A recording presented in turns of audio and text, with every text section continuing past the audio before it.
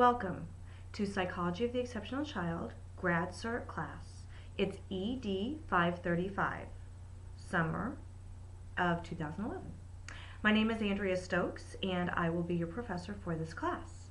I'd like to start with our first PowerPoint presentation discussing the slides entitled What It Takes to Teach Children with Special Needs. If you see my eyes going off to the side, I'm looking at the screen, and hopefully you'll be looking at the screen as well to get some more information about what's going on. So let's talk about what you need. You need understanding, knowledge, focus, and most of all, actions. You need to demonstrate that you know what children with special needs need in a classroom. So, first of all, looking at the second slide, What It Takes, I'm going to read and then discuss a little bit about what's going on in this particular slide. It takes understanding the relationship between emotion and cognition. Children with special needs have a hard time with their emotions. They tend to have a difficult time controlling them. They have a hard time being able to put them in with their cognition and being able to then think about the way that they're going to act, and more importantly, what happens when they get frustrated. So, unless you're working with a child who has an emotional disturbance, you really need to assume that the learning difficulties are what are causing the child to be upset.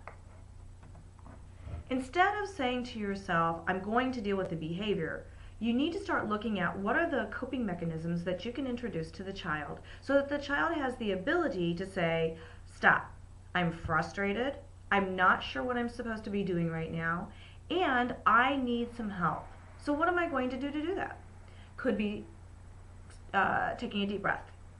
It could be counting to 10. It could be removing themselves from the situation. It could be simply raising their hand and letting you know that they're frustrated and they need some time away. This is when you start looking at what's really going on. Is it a lack of information? Is it that the child does not have the confidence to take on the task? Is it the fear that they're going to fail? And this happens through conversation. You need to be able to talk with these students and figure out which of these things is going on.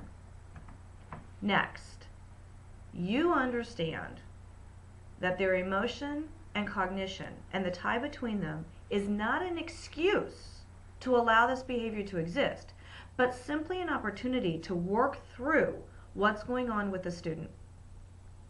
To understand these negative emotions, what you're going to need to do is build a climate of success. Talk with the student about how they are going to feel competent and feel like taking risks in your classroom.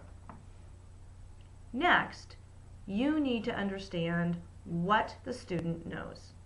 This means thinking about the different ways that students learn. For example, just because a student tends to be better visually or auditorily or kinesthetically doesn't mean that everything needs to be presented in that manner, but that at the beginning of their learning with you, that you provide these opportunities for them so that they have an opportunity to say to themselves, you know what, I can be successful. This does feel okay. I'm not taking a risk in all areas. So the hybrid teacher says to themselves, you know what, just because Jamila can't hold on to the auditory images, which would be the sounds, the symbols, the words, the sentences, that I am going to not take those away, but let them know, number one, this is going to be a difficult task for you. Number two, you do have the skills to succeed. Number three, you need to tell them that they are going to use the skills that they already own to be able to succeed in this particular opportunity. Number four, the tools that they don't have, you're going to teach to them. You're going to have this opportunity in my course to learn how to manage these things, and in the end, you'll be successful. So let me review them again. Number one, student, this is going to be hard. Jamila, I bet you're going to get frustrated in this. And knowing that you're going to be frustrated means you're going to have to stop. You're going to have to think about the tools that I've taught you, and you're going to have to think very carefully about how you are going to get through the parts that are tough. Number 2, you do have the skills. I've taught them to you. We're going to go back and reach them, but it's going to take a little bit of time. Number 3, just because other people have these tools right away doesn't mean that you don't have them. You're just going to go about it in a different way. And finally, you're going to be successful. Next, we need to talk about focus with that student.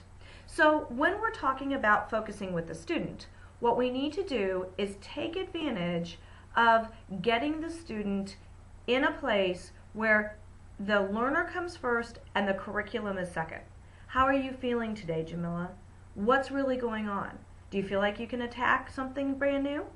Are you going to think about what we talked about yesterday and how that's going to help you today? This is something that needs to be set forth while you're working with the student. Next, we need to understand the importance of creating that positive environment so that the student then says, okay, I feel good.